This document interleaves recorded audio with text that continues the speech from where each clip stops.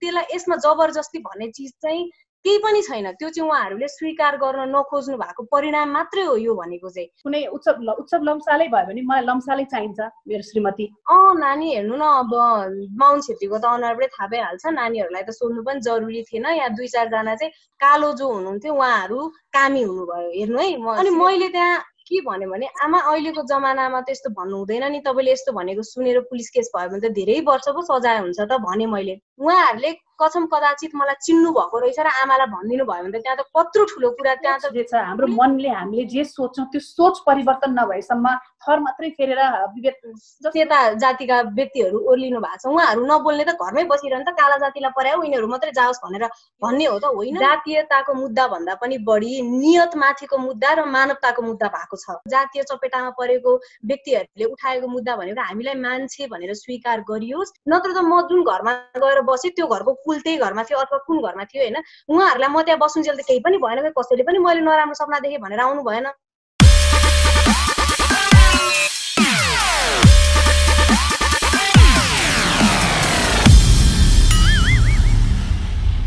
रमाइलो छ हेरिरहनु भएको दर्शकहरूलाई स्वागत छ। रमाइलो 6 मा म उत्सव छु र हामीले केही दिन यता समसामयिक विषयमा रमाइलो 6 मा विभिन्न व्यक्तित्वहरूसँग कुराकानी गरिरहेका छौँ र यही सन्दर्भमा आज मसँग मुख्य 2 घटनाका पात्रहरू हुनुहुन्छ, जुन पात्रहरू हाम्रै समाजकै हुन्।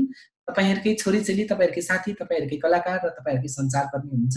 उहाँसँग आफ्नै घटना छ, विशेष गरी जाजरकोट रुकुमको घटनापछि अहिले नेपाल सँगसँगै विश्वमा नै नेपालको अन्तर्जातीय प्रेम, विवाह र हत्या जस्ता घटनाको चर्चा परिचर्चा छ र यही घटनासँग सम्बन्धित रहेर कुराकानी गर्नको लागि मसँग यति बेला जुम मिटिङमा हुनुहुन्छ कलाकार लक्ष्मी बर्देवा, जसले अभिनय गरेको पछिल्लो फिल्म बुलबुलले राष्ट्रिय तथा अन्तर्राष्ट्रिय अवार्ड पाउन सफल भएको थियो। उहाँले त्यसमा एकदम जीवन्त अभिनय गर्नु भएको छ र यही घटनासँग सम्बन्धित रहेर विभिन्न मिडियामा आफ्नो भनाइहरू राख्दै आउनु भएकी सञ्चारकर्मी समेत रहनु भएकी आरती बेला हुनुहुन्छ।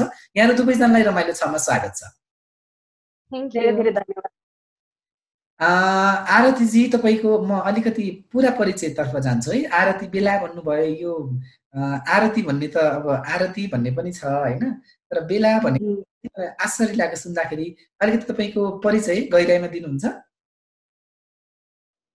बेला भनेको चाहिँ समयसँगै परिवर्तन आवश्यक छ, त्यस कारणले मेरो टाइटल नेम बेला चाहिँ त्यो समयसँग जोडिएर बेला भएको। हामी परिवर्तनको कुरा गरिरहने र परिवर्तन चाहनेहरूले समयसँगै परिवर्तन हुनुपर्छ, आफू पनि परिवर्तन हुनुपर्छ भनेर मेरो बेला टाइटल हो। र कसैले तपाईलाई आरती पछिको थर के हो भनेर सोध्यो भने के भन्नुहुन्छ तपाईँ? आरती पछिको थर त लम्सालै हो होइन, अनि तर अब चाहिँ मलाई आरती भन्दा पनि सबैले बेला बेला भनेर चिन्नुहुन्छ, अनि आरती भन्दा को आरती भन्ने कन्फ्युजन जस्तो पनि भइसक्यो अब त। ओके, र आरतीजीसँग जोडिएको परिचय भनेको चाहिँ आरतीजी लम्साल परिवारमा जन्मिनु भयो, तर उहाँको प्रेम विवाह चाहिँ एउटा परिवार व्यक्ति परिवारसँग गएर जोडिएको छ। उहाँ अहिले एक सन्तानको आमा पनि हुनुहुन्छ र मसँग अर्को पाहुना हुनुहुन्छ लक्ष्मी बर्देवा, जो थिएटर हुँदै नेपाली फिल्म क्षेत्रमा आफ्नो अभिनय कला मार्फत दर्शक श्रोताको मन जितिरहनु भएको छ। लक्ष्मीजी, हजुर, लक्ष्मी बर्देवा हुनुहुन्छ, जसले अन्तर्जातीय प्रेम र विवाह गर्नु भएको छ र उहाँको जीवनसाथी जीवन भट्टराई पनि यही क्षेत्रमा हुनुहुन्छ। लक्ष्मी बर्देवाजी, तपाईले जुन यो रुकुम जाजरकोटको घटना पढ्नुभयो, सुन्नुभयो, हेर्नुभयो र तपाईँ आफै स्वयं पनि यो घटनालाई लिएर आफ्नो सामाजिक सञ्जालमा सक्रिय हुनुहुन्छ। सुरुमा तपाईलाई यो घटना सुन्दा पढ्दा कस्तो लाग्यो? त्यो त अभियसली मलाई मात्रै होइन सबैलाई दुःखै लागेको स्थिति हुनुपर्छ। झन् मलाई चाहिँ त्यो घटनाले अलिक बढी छुयो भनौँ कि, अथवा मलाई अलिकति अलिक अगाडिदेखि नै 2-4 वटा घटनाहरूले तान्दै बिस्तारै त्यो इभल्भ भइरहेको थियो कि मेरो त्यो थटहरू चाहिँ, कि त्यो क्रियापुत्री भवनमा बस्न नदिएको चिजले नै मलाई एकदमै गाह्रो बनाइरहेको थियो। अनि त्यसपछि झन् यो त अब भनौँ न हद चरम बिन्दु नै भनौँ न होइन। त्यसले गर्दाखेरि हाम्रो कुरा पनि भएको थियो, म त एकदमै डिस्टर्ब भएको थिएँ कि इभन निन्द्रा पनि नलाग्ने, अनि झन् त्यति बेला लकडाउनले गर्दाखेरि मलाई एन्जाइटी जस्तो प्रब्लम आइरहेको थियो।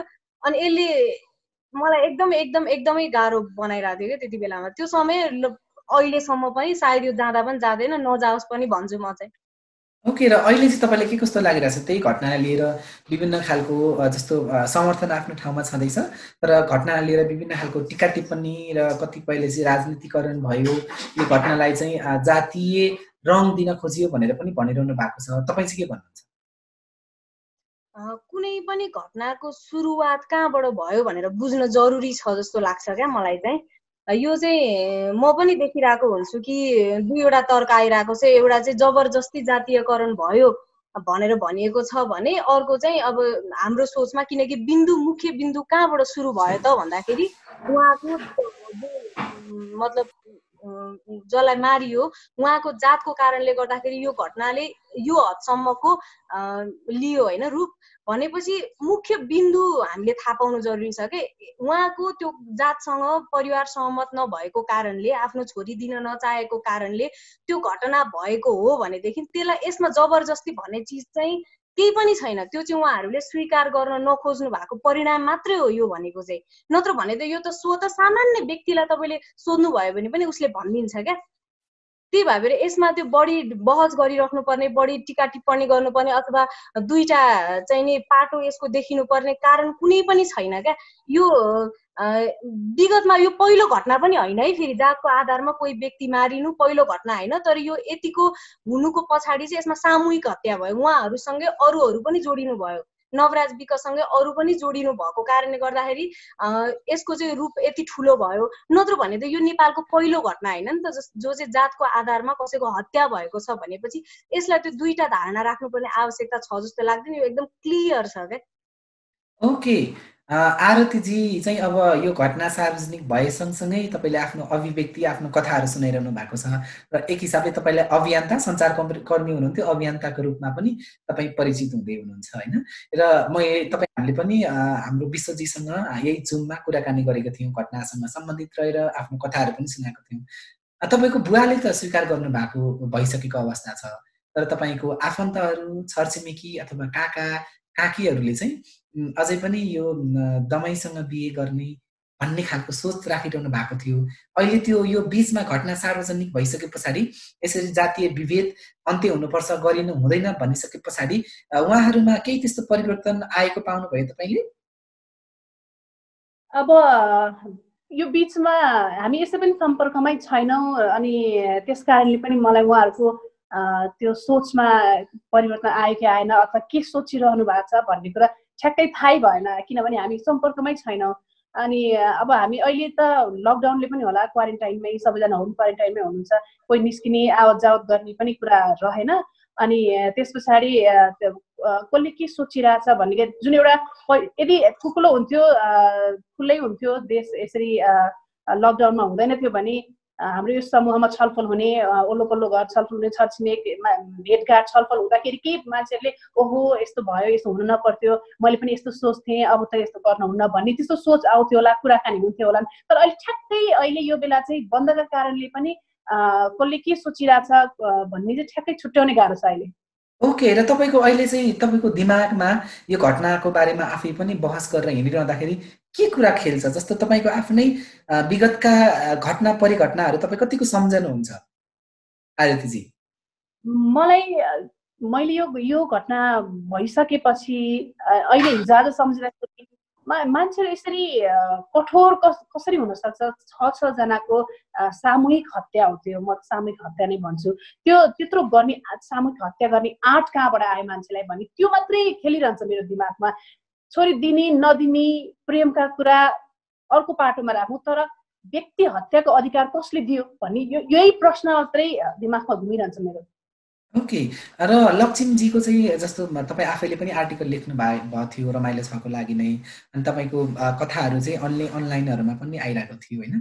तर मलाई सोध्न मन लागेको कुरा चाहिँ जस्तो जीवनजीपट्टिको जो परिवार हुनुहुन्छ, तपाईँको सासू अथवा ससुराहरू, यो घटना सार्वजनिक भइसके पछाडि ल यो चाहिँ गलत रहेछ, हामीले अहिलेसम्म तिमीहरूलाई अस्वीकार गरेर गलत गरेका रहेछौँ, अब चाहिँ तिमीहरू हाम्रो घर परिवारमा भित्र भन्ने खालको संवाद भएको छ कि छैन लक्ष्मीजी तपाईँहरू? मेरो पनि हाम्रो बेलाजीको जस्तै स्थिति हो, किनकि हामी सम्पर्कमै रहँदैनौँ। सम्पर्कमा नरहिसकेपछि अब कुराकानी नै नभएपछि त अब त्यो रिजल्ट थाहा पाउने नै भन्ने हुँदैन। तर मलाई जहाँसम्म लाग्छ खोइ अब उहाँहरूले मनमा नै रियलाइज गर्नुभएको भए थाहा छैन, नराम्रो त म केही पनि भन्न सक्दिनँ यसमा, किनकि मसँग सम्पर्कमा आएर त्यस्तो कुराकानी केही पनि भएको छैन। ओके, बुहारी अथवा सिधा सम्पर्क गर्न बन्दले गर्दा पनि होला। ओके, जस्तो फेरि भेटघाटको कुरा त अलिकति टाढा नै छ लकडाउनले गर्दा, तर हामी फेसबुक छ, मेसेन्जर छ, फोन छ होइन, अहिले त जुमको पनि कुराकानी आइरहेको छ। मैले ठ्याक्कै सम्झिरहेको थिएँ यत्रो घटना सार्वजनिक भइसक्यो होइन, लक्ष्मीजीको घर परिवारबाट ल अब चाहिँ यस्तो गलत रहेछ भन्ने खालको सन्देश आयो कि आएन भन्ने चाहिँ मलाई कौतूहलता लागिरहेको थियो कि, भनेपछि तपाईँसँग नभए पनि जीवनजीसँग पनि त्यो खालको कुराकानी भएको छैन होला सायद। ओके, भनिसके पछाडि आरतीजी तपाईँ अब अलिकति आफ्नै कथा सँगसँगै अभियन्ताको रूपमा हिँड्दाखेरि हाम्रो घरमै विभेद छ होइन, छोरी बुहारी, छोराहरूलाई बुहारीलाई भित्राइँदैन, छोरीलाई पनि अलिकति पूजापाठबाट टाढै राखिन्छ, जो अलिकति तथाकथित तल्लो जातसँग विवाह गरेर गएको छोरीलाई पूजा व्रतमा छुन दिँदैन अनि बुहारीलाई भित्राइँदैन भनेपछि तपाईँ हामीले चाहिँ यो जातीय विभेद अन्त्य हुनुपर्छ देशमा, अथवा कतिले भन्छन् जातीय विभेद नै छैन भनिरहनुको कुनै अर्थ छ जस्तो लाग्छ आरतीजी तपाईँलाई? भन्नै छोड्यो भने त घचघचाउनै छोड्यो भने त बिउजिने कुरै हुँदैन, हामीले घचघचाइरहनुपर्छ। तर आजको भोलि नै तुरुन्तै यो कुरा निमिट्यान नै हुन्छ भनेर चाहिँ त्यो हामीले कल्पना नगरे पनि हुन्छ। हिजोको पुस्ताले त्यो कुरा स्वीकारेन, अलग्गै पाटो भयो, उहाँहरू कुन ग्राउन्ड रियालिटीबाट हुर्किनु भयो, के गर्यो, त्यो हिजोको त्यो अलग्गै पाटो। तर हाम्रो जेनेरेसनले पनि त्यो कुरा स्वीकार्न चाहँदैन। मैले अन्त पनि भनेको छु, तपाईँ के भन्छ उत्सव कुनै उत्सव लम्सालै भयो भने मलाई लम्सालै चाहिन्छ मेरो श्रीमती भन्ने सोच जबसम्म तपाईँमा हुन्छ नि, तब त त्यस पछाडि त्यो परिवर्तन हामीले सोचेर मात्रै हुँदैन। हाम्रै जेनेरेसनमा त्यो सोच अझै पनि कायम छ, त्यस्तो सोच छ। त्यस कारणले पनि यो हामीले घचघचाउनु चाहिँ छोड्नुहुन्न। हामी बोल्ने हो कि लेख्ने हो कि हामीले हाम्रो अभिव्यक्तिको जे माध्यम छ हाम्रो माध्यमबाट हामीले प्रहार गरिराख्नुपर्छ। घचघचाउने छोड्यो भने यतिकै सेलाएर जान्छ, उफ्रिनुन्जेल कराउन्जेल हुने हो सबै घटनाहरू सतहमा देखिने। निर्मला पन्त घटना त्यो प्रकरण कहाँ गयो अहिले कसैलाई पनि थाहा छैन, किनभने त्यो घटना सार्वजनिक हुने बित्तिकै केही समय आन्दोलन भए, धेरै भयावह दृश्य देखियो, तर अहिले त्यो घटना सेलायो, त्यो दोषीलाई कारबाही पनि भएन, न्याय पनि पाइनन् निर्मलाले, त्यो घटना सेलायो। यसै गरी यो घटना सेलाउने, केही समय हामी कराउने अनि घटना सेलाउने मात्र हुन्छ, तर अब भनेको चाहिँ झकझकाइरहन कराइरहन एकदम जरुरी छ। र अहिले हामीले यो सोच्नुहुन्न कि आजको भोलि नै चाहिँ यो सबै निमिट्यान्न हुन्छ, सकिन्छ, विभेद हुँदैन भनेर सोच्नु, हामीले त्यो सोच्छौँ भने पनि त्यो गलत हो। लक्ष्मीजी तपाईँले धेरै नाटकमा अभिनय गर्नुभएको छ, फिल्महरू पनि लगभग मलाई लाग्छ आधा दर्जनभन्दा बढीमा अभिनय गर्नुभएको छ। अब तपाईँले विवाह त अन्तर्जातीय गर्नुभएको छ, तर तपाईँले नाटक मञ्चमा अथवा सुटिङ स्पटमा अथवा कुनै पनि आफूभन्दा तथाकथित माथिल्लो जातको साथीको घरमा जाँदाखेरि तपाईँले त्यस्तो कुनै विभेद महसुस गर्नुभएको छ अहिलेसम्म? सुटमा चाहिँ मैले अस्ति पनि भनेको थिएँ कि अस्ति यही लकडाउन हुँदाखेरि नै घोषणा हुँदाखेरि म रामेछापमा थियो एउटा फिल्मको सुट गर्न लगाएको थिएँ। अनि त्यहाँनिर चाहिँ जुन हामी गाउँमा पुगेको थियो, रामेछापको एउटा गाउँ थियो, त्यो गाउँमा पुग्दाखेरि चाहिँ त्यहाँ चाहिँ ब्राह्मणहरूको बस्ती रहेछ त्यहाँनिर। अनि हाम्रो चाहिँ त्यहाँ नजिकै होटल नभएको कारणले गर्दाखेरि चाहिँ गाउँमै होमस्टे त होइन, तर गाउँमै हुन्छ नि कुरा मिलाएर गाउँकै मान्छेहरूसँग मिलाएर राख्ने वातावरण गर्नुभएको रहेछ। किनकि गाउँमा एक त अहिले अब खासै मान्छेहरू पनि हुनुहुन्थेन त्यति बेला, मैले सबैको घर लगभग खाली नै बुढाबुढी मात्रै हुने। अनि खाली नै हुँदाखेरि चाहिँ त्यहाँनिरको गाउँलेहरूले चाहिँ पहिला सुरु ओके गर्नुभयो। अनि पछि हामी जाँदाखेरि चाहिँ त्यहाँ मलाई थाहा थिएन कि अब त्यहाँ हाम्रो टिमले चाहिँ हाम्रो चाहिँ सबै ब्राह्मण नै आउनुहुन्छ भन्ने हिसाबले कुरा गर्नुभएछ। जब कि हाम्रो लगभग एउटा फिल्मको सुटमा जाँदाखेरि 40-45 जना मिनिमम क्र्यू हुन्छ होइन। अनि म जाने बित्तिकै अब त्यहाँ म पुगिसके, मलाई पहिले त्यो कुरा भनेको भए सायद म केही भन्ने थिएँ होला त्यस विषयमा होइन। तर मलाई त्यहाँ गएपछि बस्नुभन्दा अगाडि चाहिँ सुटुक्क के अरे जात चाहिँ भट्टराई नै भन्नु है, बुढाको थर भन्नु है भनेर भन्नुभयो। अब मलाई यस्तो अप्ठ्यारो भयो कि मैले त्यहाँ केही कुरा बोलेँ भनेदेखि त त्यहाँ मेरो टिमलाई प्रभाव पर्छ। अनि हुन्छ नि त भने मलाई सोध्नै पनि त्यसरी भ्याट्टै आइहाल्नु नहोला पनि जस्तो लाग्यो, किनकि मेरो बिहानदेखि सेड्युल हुन्थ्यो अनि त्यसपछि अब म बेलुकातिर सुत्ने बेलामा आउँथेँ। तर म गएकै दिन चाहिँ त्यहाँको आमाले के भन्नुभयो भने नानीको थर चाहिँ के, सबैजनालाई सोध्नुभयो, हाम्रोमा 3 जना थियौँ, समथिङ सापकोटा एकजना लेडिज हुनुहुन्थ्यो, अनि निरौला सुषमा निरौला हाम्रो एक्टर हुनुहुन्थ्यो, अनि म थिएँ। अनि मेरो साथीहरूलाई त थाहा छ नि त मेरो यस विषयको धारणा के छ भनेर। अनि त्यो आमा सोध्न आउने बित्तिकै उनीहरू चाहिँ अलि डराएछ कि नबेलले भ्याक्क भनिदिन्छ कि भनेर। तर मैले मेरो मात्रै सोचेर भएन, मलाई पहिले नै भनिसक्नु भएको थियो। अनि मैले भट्टराई हो भनेर भने होइन। अनि यस्तो भन्नुभयो क्या उहाँले, के अरे नानी हेर्नु न, अब बाहुन छेत्रीको त अनुहारबाटै थाहा भइहाल्छ, नानीहरूलाई त सोध्नु पनि जरुरी थिएन, या 2-4 जना चाहिँ। अब हेर्नु है मान्छेको धारणा कस्तो छ हेर्नु है, तँलाई म भन्छु है त। किचनमा जो अलिकति फोहोर लुगा लाएर बस्नुहुन्थ्यो, अलिकति रङमा कालो जो हुनुहुन्थ्यो, उहाँहरू कामी हुनुभयो। हेर्नु है, म सिधै भनिदिन्छु मान्छेको सोच कस्तो छ। अलिकति फोहोरी देखेपछि त्यो सार्की के कति त्यो भइहाल्यो होइन। अनि सोध्नु पनि जरुरी थिएन। त्यही पनि हाम्रो काठमाडौँमा घरमा पनि थाहा नदिकन राखेको त सार्की आएर पो बसेको रहेछ भनेर भन्नुभयो होइन।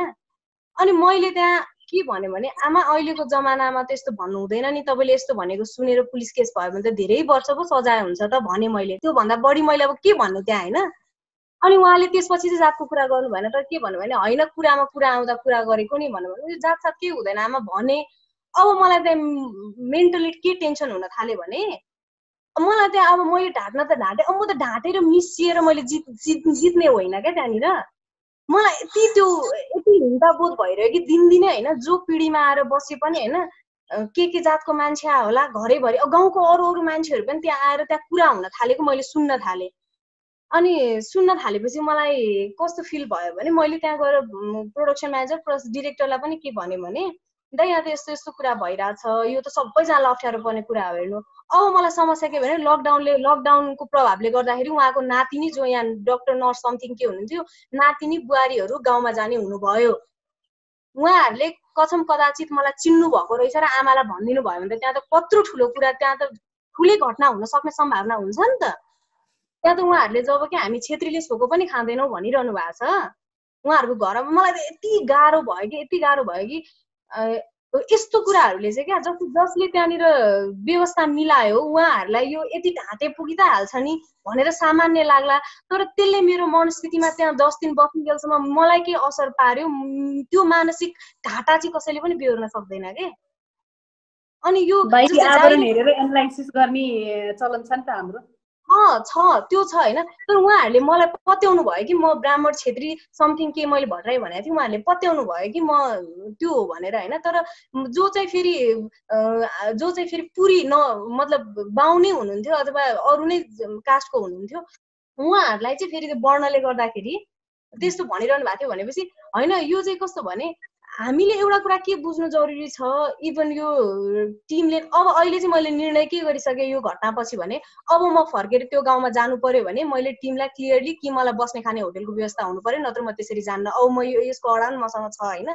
तर मलाई त्यसरी त्यो लक्ष्मीजी जस्तो त्यो त एउटा समुदाय, एउटा ब्राह्मणवादबाट हेरेको कुरा भयो। तर टिम युनिट भित्रै अथवा तपाईलाई जुन हुन्छ नि साथीभाइहरूले नै अलिकति लक्ष्मी बरदेवा अथवा लक्ष्मी नेपाली परिवार अथवा तल्लो जात भनेर कुनै त्यस्तो अहिलेसम्म तपाईँले विभेद महसुस गर्नु भएको छ साथीभाइ अथवा युनिटबाट?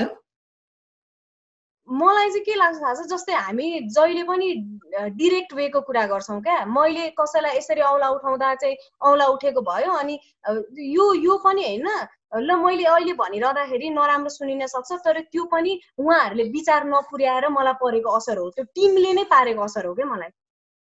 मलाई सिधै आएर त तिमी यस्तो रहेछौ मलाई भन्नु पर्दैन, तर उहाँहरूले इन्डाइरेक्ट गरेको कुराले गर्दाखेरि मलाई कुनै रूपमा म मानसिक रूपमा छेदविच्छेद हुन्छु भने त्यसको त त्यो त कसलाई गयो त, त्यो गाउँलेहरूलाई किन त्यो पारियो भन्दाखेरि त उहाँहरूलाई त थाहा रहेछ नि त त्यहाँनिर कि ब्राह्मणको त्यति धेरै उ रहेछ भनेर। उहाँहरूले पहिले सुरु सचेत गर्नु पर्यो, मतलब व्यवस्था मिलाउनु पर्ने हो नि त मेरो लागि होइन। त्यो नपुर्याउनु, त्यो चाहिँ म टिमको कमजोरी भन्छु कि त्यो टिमले नै मलाई त्यो पारिदिएको मानसिक असर हो क्या त्यो। ओके। र आरतीजी सामान्यतः नेपाली संस्कार अनुसार, नेपाली परम्परा अनुसार चाहिँ विवाह गरेपछि श्रीमानकै थर राख्नुपर्ने हुन्छ होइन। तपाईँले आरती परियार राख्नुपर्ने थियो होला, अथवा तपाईँ आफूले चिनाउँदाखेरि अहिलेसम्म पनि आरती लम्साल अथवा अहिले आरती बेला भनेर चिनाउनुहुन्छ, कतै तपाईँमा पनि म किन परिवार हुने भन्ने खालको केही त्यस्तो छ सोच आएर यो गर्नु भएको हो? त्यस्तो चाहिँ पक्कै होइन, किनभने तपाईँले सरनेम भन्दैमा अथवा सरनेम लुकाउँदैमा हुने कुरा केही पनि होइन। जन्मेर तपाईँ लम्साल परिवारमा जन्मिनुभयो अनि जन्मेर लम्साल हुनुभयो। 25 वर्षको उमेरमा बिहा गरेपछि त्यो 25 वर्षसम्म तपाईँको आरतीको पछाडि जोडिएको लम्साललाई त ठ्याक्कै त्याग्नुपर्ने कारण पनि छैन नि त, त्यस कारणले पनि हो। अनि त्यसपछि हामीलाई तारादेवीको थर के हो भन्ने हामीलाई थाहा छैन, कोइली देवीको थाहा छैन, हामीलाई धेरै थाहा छैन। पछाडि यदि हामी रिनाउन्ड मान्छेहरू जति पनि छन्, हामीले सम्मान गर्ने कलाकारहरू अग्रजहरू, उहाँहरूको नामको पछाडिको सरनेम थाहा छैन। सरनेम मलाई त्यति धेरै इम्पोर्टेन्ट लाग्दैन। ओके, तर पूर्व प्रधानमन्त्री समेत हुनु भइसकेका डाक्टर बाबुराम भट्टराईले त संसदमै यो थर चाहिँ फेरिदिउँ, विश्वकर्मा अथवा कामी राखिदिउँ अनि जातीय विभेद हट्छ भन्ने आशयको अभिव्यक्ति दिनुभएको छ। यो अभिव्यक्तिको एकदमै चर्को आलोचना पनि भएको छ। उहाँको भनाइलाई र विशेष गरी थर फेर्दैमा कुनै पनि जातीय विभेद अथवा कुनै पनि विभेद अन्त्य हुन्छ भन्ने मान्यता राख्नुहुन्छ आरतीजी तपाईँ? थर फेरेर विभेद अन्त्य पक्कै पनि हुँदैन। मैले अघि पनि भने, तपाईँ हामी भित्र सोच जे छ, हाम्रो मनले हामीले जे सोच्छौँ त्यो सोच परिवर्तन नभएसम्म थर मात्रै फेरेर विभेद, जस्तो अब लक्ष्मीजी भट्टराई भनेर हिँड्यो भने त भोलिबाट थर फेरेर विभेद अन्त्य हुने भयो त तपाईँ भट्टराई भनिदिनुहोस्, बरदेवा नभन्नुहोस् भनेर उहाँको युनिटले उहाँलाई रिक्वेस्ट गर्नु पर्दैन थियो होला नि त। किनभने अब बिहा गरेर गइसकेपछि त उहाँ त पर्मानेन्टली भट्टराई हो नि त, बरदेवा भन्ने बिर्सिँदै भयो नि। तर त्यो कुरा थर फेरेर मात्रै हुँदैन, किनभने त्यो युनिटले पनि सोचेन उहाँ त अब म्यारिड हो, भट्टराई भइसक्नुभयो, किन हामी सिकाइरहनु पर्यो र उहाँले किन लुकाइरहनु पर्यो भन्ने कुरा त त्यहाँ पनि त सोचिएन नि त। अनि एउटा गान्धीजीले पनि इन्डियामा भारतमा थरको विषयलाई लिएर उहाँले पनि यो फेर्दै के हुन्छ, यसो नभने के हुन्छ भनेर अभियान जस्तै गर्नुभएको थियो, गान्धीजी नै जस्तो लाग्छ मलाई। अनि हरिजन भनियो, तर पछि गएर हरिजन जति सबै दलित समुदाय भन्ने गरी नै त्यो रहन गयो क्या। त्यस कारणले थर फेरेर केही पनि हुँदैन। ओके, आरतीजी नेपाली फिल्म क्षेत्रका अनिखेरि लक्ष्मीजी है, नेपाली फिल्म क्षेत्रका अनि चिनेका अनुहारहरूले पनि यो विषयमा बोलिरहनु भएको छ। तर जस्तो हामीले ब्याक टु ब्याक यो विषयमा बोलिरहँदाखेरि विभेदको अन्त्य हुनुपर्छ भनिरहँदाखेरि तिमीहरू किन बोलिरहेको, जातीय विभेद तिमीहरूलाई त छैन भन्ने खालको मेरै कतिपय साथीहरूले भनिरहनु भएको हुन्छ। सम्भवतः तपाईँलाई पनि यो खालको अभिव्यक्तिहरू साथीभाइ मार्फत आइरहेको छ होला। भनेपछि तपाईँ हामीलाई विभेद छैन भनेपछि यस विषयमा हामीले चाहिँ किन बोलिरहनु पर्यो, अथवा मलाई त छैन, त्यो घटनामा पनि भएको होइन होला भन्ने खालको तपाईँलाई केही त्यस्तो सोचहरू आयो बिचमा? मलाई किन छैन, मलाई छ नि। मैले अहिले यो ठाउँमा पुगेर मलाई अलिकति कम भयो होला, तर मैले कलेज पढ्दाखेरि, मैले काठमाडौँमा कोठा लिएर बस्दाखेरि भोगिएको छ नि त। किन छैन हामीलाई? उहाँहरूले स्वीकार्नु भयो, त्यो छुट्टै कुरा छ। जात छोडेर हाम्रो कलालाई स्वीकार्नु भयो, त्यसमा हाम्रो सम्मान छ। तर हामीलाई छैन भनेर किटान गरेर कसलाई भन्न सक्छ र? भोग्नेलाई थाहा हुन्छ। त्यो त जसले भोगेको छ, यत्रो वर्षदेखि म यो यति वर्षसम्म आइपर्दाखेरि मलाई सानोतिनो कुराले कति प्रभाव पारेको छ। फेरि त्यो यस्तो पनि हो क्या, सुन्नु न, मानवीयताको हिसाबले सोच्दाखेरि पनि दुख्छ नि, दुख्दैन र? मलाई पर्दाखेरि बोल्ने, मेरो बहिनी अहिलेसम्म बलात्कारमा परेको छैन भन्दाखेरि मैले निर्मलाको बलात्कार काण्डमा मैले नबोल्ने? त्यो मानवताको हिसाबले सुहायो र? सुहाएन नि त। त्यसो त अमेरिकामा रङ्गभेदमा कतिजना के अरे सेता जातिका व्यक्तिहरू ओर्लिनु भएको छ, उहाँहरू नबोल्ने त घरमै बसिरहनु त, काला जातिलाई परायो उनीहरू मात्रै जाओस् भनेर भन्ने हो त? होइन नि त। यो त सबैजनाको सहभागिता उति नै हुनु जरुरी छ। जनदबाव भनेको के हो त? हाम्रो मात्रै यो समुदायले गरेर पुग्छ त? पुग्दैन नि त। त्यही त आरतीजी, लक्ष्मीजीले भने जस्तै अब यो दलितको विभेदको बारेमा हामी दलितै बोल्नुपर्ने अथवा दलितसँग बिहे गर्नुपर्ने बुहारी छोरीहरूले नै बोल्नुपर्ने हो कि के हो, अथवा अरू जातिको व्यक्तित्वहरूको सहभागिता कतिको देख्नुहुन्छ यो अभियानमा? जति हुन पर्थ्यो गैर दलितहरूको आवाज जति आउनु पर्थ्यो त्यति चाहिँ नआइरहे जस्तो मलाई पनि महसुस भएको। तर महिलाका कुरा महिलाले मात्रै बोल्ने, दलितका दलितले मात्रै बोल्ने, त्यसै गरी मधेसीका मुद्दाहरू मधेसीले मात्रै उठाउने भएर हुँदैन। कलेक्टिभ आवाज जब आउँछ, एकरूपता जब आउँछ, त्यसपछि मात्रै केही न केही निष्कर्षमा पुगिन्छ, टुङ्गोमा पुगिन्छ र हामीले जुन खोजे हुन्छौँ त्यो खोजेको रिजल्ट आउँछ। त्यस कारणले सबै समुदाय लाग्नुपर्छ। लक्ष्मीजीले भन्नु पनि अमेरिकामा काला जातिको अश्वेत समुदायको एकजनाको हत्या भइरहँदाखेरि व्हाइट पिपलहरू सब पनि आएर सपोर्ट गरेर किन आइरहेछ भन्दाखेरि त्यो एउटा मानवीय संवेदना हो। तपाईहरु त्यसरी हाम्रो पनि आउनै पर्छ। जबसम्म हामीले मान्छे भएर सोच्दैनौँ तबसम्म चेन्ज त हुँदैन। त्यसकारणले कलेक्टिभ आवाज एकदमै जरुरी छ। ओके, र यही घटनालाई लिएर पनि विभिन्न खालको टिक्का टिप्पणी भइरहेको छ, तपाईँले देखिरहनु भएको छ होला, सुनिरहनु भएको छ होला होइन। फेरि नारी भएर गृहमन्त्रीले नै संसारभर विभेद छ, अमेरिकामा पनि त्यस्तो भयो भने एउटा गैर जिम्मेवारीपूर्वक अभिव्यक्ति दिनुभयो। यो घटनालाई चाहिँ अमेरिकामा पनि विभेद छ भनेर त्यसरी हेर्नुभयो। तर यो घटना बाहेक हामीले कुरा गर्दाखेरि अमेरिकाले त्यति प्रगति गरेछ, अमेरिकामा रोजगारीदेखि लिएर गएर कुनै पनि दुःख छैन। अहिले अमेरिकाले यो लकडाउनको अवधिमा जति पनि कागजपत्र विहीन जति पनि हुनुहुन्छ उहाँहरूलाई समेत विकली पैसा दिइरहेछ, पेमेन्ट गरिरहेको छ के। त्यो कुरा अहिले तर हाम्रो बिहान बेलुका छाक टार्न गाह्रो हुने मजदुरहरूले भोकै मर्नु परेको छ। यो कुरा चाहिँ यतापट्टि नसिक्ने हाम्रो सरकारले, तर उदाहरण दिने चाहिँ अमेरिकामा पनि विभेद कायम छ भनेर उदाहरण दिने। तर अमेरिकाले आफ्नो नागरिकलाई त्यति सहुलियत त्यति सुख सुविधा दिएको छ भन्ने कुरा त्यो सिकेर यतापट्टि लागू भइदिए कति राम्रो हुन्थ्यो। सरकारले त्यसरी गैर जिम्मेवारीपूर्वक अभिव्यक्ति दिइरहँदाखेरि हामी जसरी यसरी अलिकति भए पनि आवाज उठाउँ, हामीले नघचघच्याए कसले घचघच्याउँछ, सुतिहाल्छ नि घचघच्याउन छोड्यो भने भनेर हामी जसरी लागि परेका छौँ, अब हामीलाई चाहिँ त्यो मोटिभेसन कहाँबाट हुने होइन। सरकारी संयन्त्रबाटै त्यसरी गैर जिम्मेवारपूर्वक अभिव्यक्ति आइरहँदाखेरि चाहिँ सरकारै अलिकति यो मुद्दामा अलिक पछि हट्न खोजे हो कि अथवा दोषीले उन्मुक्ति पाउने हो कि भन्ने एउटा डर चाहिँ पैदा हुने होइन र। ओके, लक्ष्मीजी जस्तो क्वारेन्टाइनमै पनि दलित व्यक्तिले पकाएको चाहिँ पुजारीले खान मान्नु भएन, खाँदाखेरि चाहिँ सपना नराम्रो देख्नेदेखि लिएर विभिन्न खालको त्यो भ्रमात्मक कुराहरू चाहिँ अहिले एकदम नेसनल मिडियाले नै कभरेज अनिखेरि के अब यो दलित कुनै पनि किसिमको विभेद हुनु हुँदैन भन्ने अथवा तत्कालको लागि अहिले जुन घटना घटेको छ जातीय विभेदको अन्त्य गरौँ भन्ने, तर क्वारेन्टाइनमा चाहिँ फेरि दलितहरूमाथि विभेद हुने घटनाक्रम आइरहँदाखेरि चाहिँ लक्ष्मीजीलाई के लाग्छ? तपाईँ पनि एउटा घटनाको पात्र हुनुहुन्छ होइन, एउटा तपाईँ चाहिँ तथाकथित तल्लो जातको चेली भएर उपल्लो जातसँग विवाह गर्नु भएको छ जो अहिलेसम्म पनि भित्रिनु भएको छैन। यो अन्त्य कहिले हुन्छ जस्तो लाग्छ लक्ष्मीजीलाई? यो त सायद मलाई मात्र होइन कसैलाई पनि थाहा नभएको उत्तर हो अन्त्य कहिले हुन्छ भनेर चाहिँ। बस हामीले गर्न सक्ने भनेको आवाज उठाउने हो। अनि अहिले एउटा कुरा बुझ्न के जरुरी छ भने यो जातीयताको मुद्दा भन्दा पनि बढी नियतमाथिको मुद्दा र मानवताको मुद्दा भएको छ र हुनुपर्छ जातीयताको भन्दा पनि बढी। तर यो मानवताको मैले एउटा कुरा विचार गरिरहेको छु कि मेरो हरेक तपाईँले इभन आर्टिकलमा अथवा मेरो स्ट्याटसमा हेर्नुभयो भने पनि म कुनै जातिलाई औँल्याएर अथवा ब्राह्मणले गर्दा यस्तो भयो, क्षेत्रीले गर्दा यस्तो भयो मैले भनेको पनि छैन र सायद मलाई जहाँसम्म लाग्छ त्यो कसैले भन्नु पनि हुँदैन। यो एउटा नियतमाथिको चाहिँ आलोचना हो हाम्रो के। जस्तै तल्लो जात भनेर स्वीकार्नु त एउटा व्यक्तिको नियत हो नि त।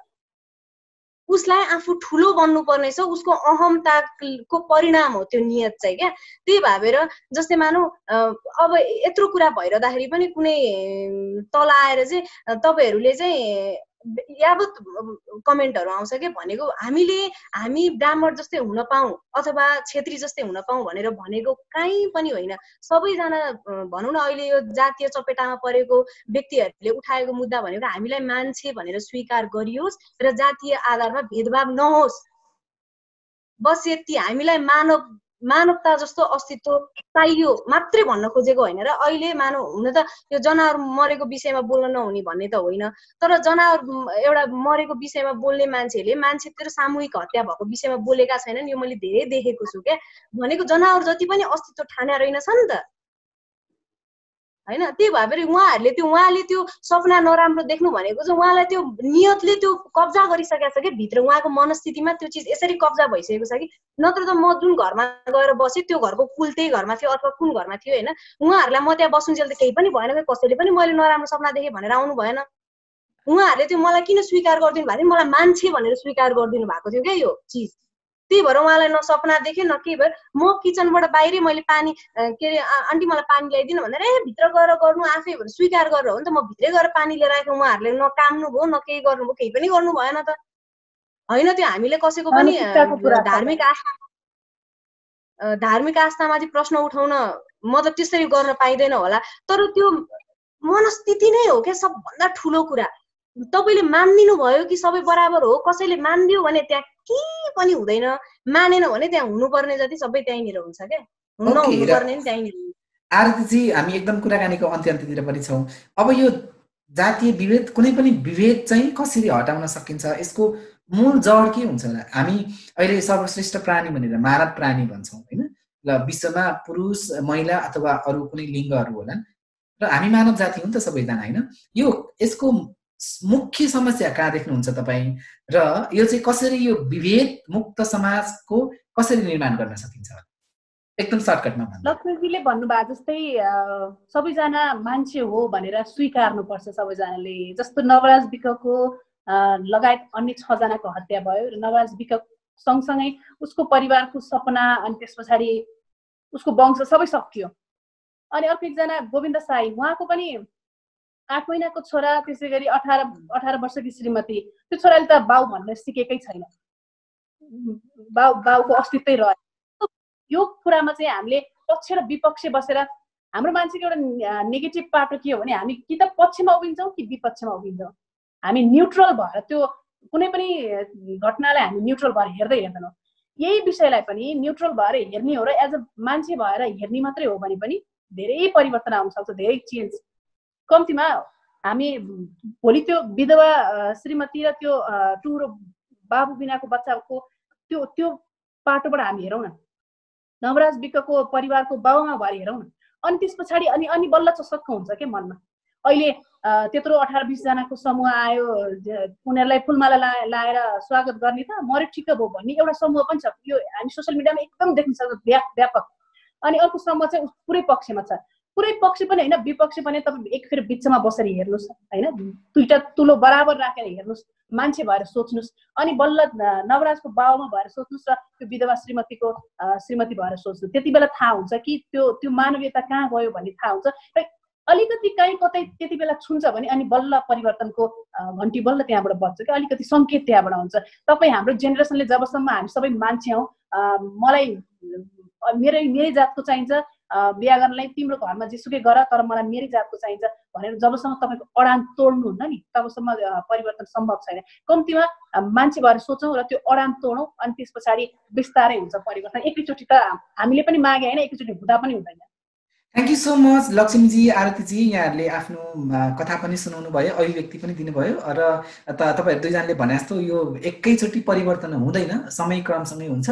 र हामीले चाहिँ कुनै पनि जाति विशेष भन्दा पनि कुनै पनि प्रकारको विभेद हुनु भएन, विशेष गरी जातीय विभेद हुनु भएन, धार्मिक, लैङ्गिक, सांस्कृतिक र कुनै पनि खालको विभेद चाहिँ यो समाजबाट अन्त्य हुनुपर्छ। र यहाँनिर हत्या हुनु भएन र चरित्र हत्या पनि हुनु भएन भन्ने हामी सबैको माग छ। थ्याङ्क यू सो मच, यहाँहरू दुवैजनाले आफ्नो कथा सुनाउनु भयो, अभिव्यक्ति दिनुभयो। लकडाउनको समय छ, एकदम स्वस्थ रहनुहोस्, मस्त रहनुहोस्, अनिखेरि खुसी रहनुहोस् र घरमै रहनुहोस् भन्दै अहिलेको यो हाम्रो छोटो मिठो कुराकानी यहीँ टुङ्ग्यौँ। Thank you so much. Thank you so much. Bye by.